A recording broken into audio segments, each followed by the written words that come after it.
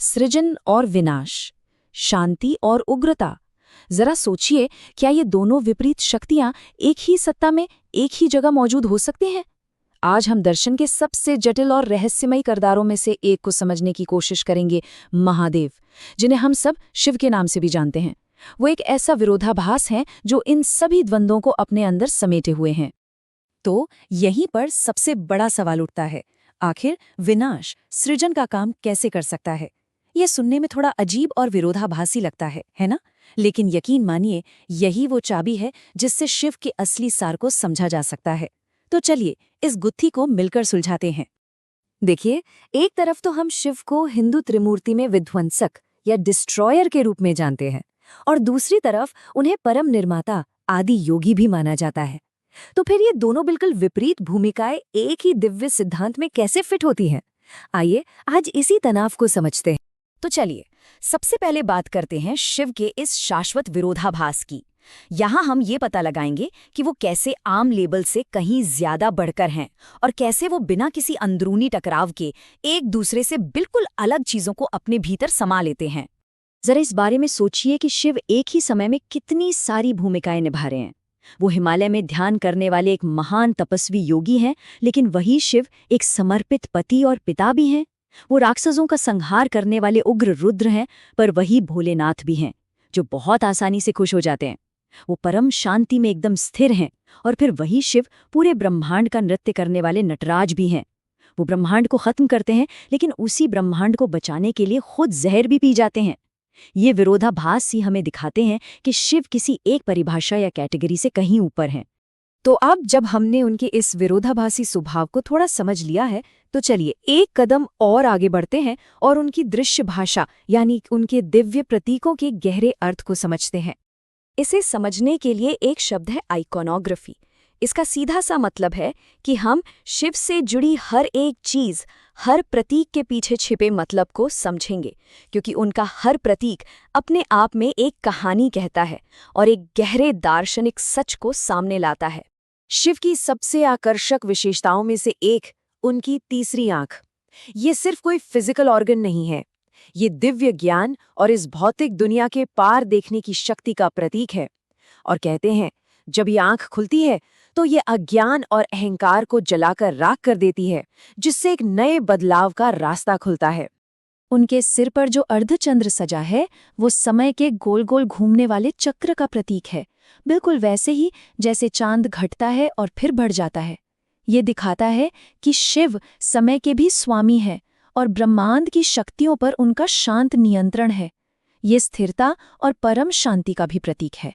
एक कहानी है कि जब गंगा नदी स्वर्ग से धरती पर उतरी तो उनका वेग इतना तेज था कि वो पूरी पृथ्वी को नष्ट कर सकती थी। तब शिव ने मानवता को बचाने के लिए उन्हें अपनी जटाओं में रोक लिया। ये इस बात का एक बहुत शक्तिशाली प्रतीक है कि कैसे दिव्य ज्ञान को भी मानवता के भले के लिए कंट्रोल करना और सही दिशा देना जरूरी होता है। शिव के गले में जो सांप लिपटा है, वो दो बड़ी बातें बताता है। पहली तो ये कि ये कुंडलिनी ऊर्जा का प्रतीक है, हम सबके अंदर सोई हुई एक आध्यात्मिक शक्ति। और दूसरी बात, ये डर, अहंकार और मौत पर शिव की जीत को भी दिखाता है। आखिर वो उस जीव को बड़ी सहजता से धारण करते हैं जिससे ज्यादातर लोग डरते हैं। तो अब शिव के शांत, ध्यान वाले रूप से चलते हैं उनके सबसे डायनामिक, सबसे एनर्जेटिक रूप की तरफ। यहाँ हम शिव को नटराज यानी नृत्य के राजा के रूप में जानेंगे, जो खुद ब्रह्मांड की लय और गति का प्रतीक है। और पता है सबसे दिलचस्प बात क्या है? ये हजारों साल पुराना प्रतीक आज मॉडर्न साइंस के साथ भी जुड़ा हुआ है।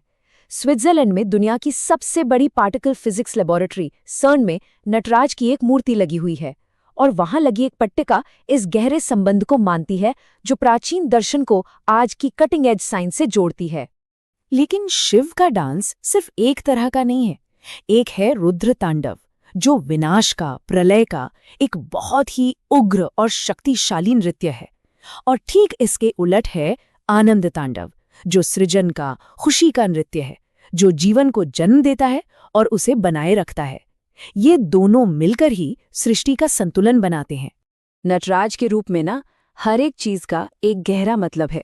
देखिए, उनके एक हाथ में जो डमरू है वो सृजन की पहली आवाज का प्रतीक है, दूसरे हाथ में आग, विनाश की शक्ति का। उनका उठा हुआ हाथ मानो कह रहा हो, डरो मत, जबकि उनका उठा हुआ पैर हमें मुक्ति का रास्ता दिखाता है। और उनके पैरों के नीचे कुचला हुआ दानव अज्ञान पर ज्ञान की जीत का प्रतीक है। ये एक ही छवि में सृजन और विनाश के पूरे चक्र को शानदार ढंग से दिखाता है। अब तक हमने कहानियों और प्रतीकों की बात की। अब जरा और गहराई में उतरते हैं, फिलॉसफी में। ये खंड इस बात की पड़ताल करता है कि कैसे शिव सिर्फ एक देवता नहीं, बल्कि परम वास्तविकता, द अल्टीमेट रियलिटी को दर्शाने वाली एक आध्यात्मिक अवधारणा है। हिंदू फिलॉसफी के दो बड़े स्कूल शिव को अलग अलग तरीके से देखते हैं, पर कमाल की बात यह है कि दोनों एक ही सच तक पहुंचते हैं। अद्वैत वेदांत के लिए शिव परम निराकार वास्तविकता है और ये दुनिया एक भ्रम है। वहीं कश्मीर शैव धर्म में शिव स्रोत भी है और उस स्रोत से निकली हर चीज भी। यहाँ दुनिया भ्रम नहीं, बल्कि उसी दिव्य चेतना का एक प्रतिबिंब है। रास्ते अलग हैं, पर मंजिल एक ही है।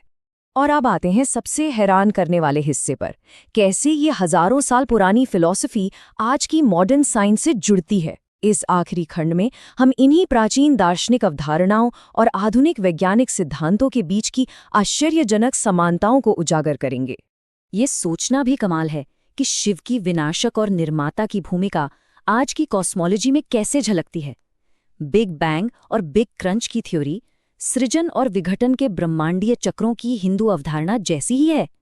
एंट्रोपी का नियम हमें सिखाता है कि व्यवस्था के लिए अव्यवस्था जरूरी है, ठीक वैसे ही जैसे शिव का विनाश नई शुरुआत के लिए रास्ता बनाता है। और law of conservation of energy भी तो यही कहता है कि कुछ भी नष्ट नहीं होता, सिर्फ उसका रूप बदलता है। और ये सिर्फ कोई थ्योरी नहीं है। देखिए, एक सर्वे में 96% लोगों ने माना कि शिव के प्रतीकों का आज की साइंस और फिलॉसफी में भी गहरा मतलब है। ये दिखाता है कि ये प्राचीन ज्ञान आज भी कितना प्रासंगिक और महत्वपूर्ण है। लेकिन ये सब सिर्फ ब्रह्मांड की बातें नहीं हैं। शिव की ये विनाश करने की शक्ति दरअसल हमारे मन के अंदर क्या चल रहा है उसका भी एक बहुत बड़ा प्रतीक है। ये सिर्फ बाहरी दुनिया के बारे में नहीं है, ये हमारे अंदर की दुनिया के बारे में भी है। आध्यात्मिक तौर पर देखें तो ये विनाश हमारे खुद के विकास के लिए बहुत जरूरी है। इसका मतलब है हमारे अहंकार का टूटना, हमारी झूठी पहचानों को जलाना। इसका मतलब है कर्म के बोझ से मुक्त होना, जो हमें अतीत से बांधे रखता है। और आखिर में इसका मतलब है ये स्वीकार करना कि कुछ भी हमेशा के लिए नहीं रहता, और इस बदलाव को अपनाने में ही असली आज़ादी है। तो आखिर में शिव का ये पूरा कॉस्मिक डांस हमें एक ही बात याद दिलाता है कि हर अंत में ही एक नई शुरुआत छिपी होती है। तो क्यों ना हम सभी ये सोचें कि हमारी अपनी जिंदगी में ऐसी कौन सी चीजें हैं जिनका अंत हुआ और वहीं से कुछ नया और बेहतर शुरू हुआ। इस सवाल पर सोचिएगा जरूर।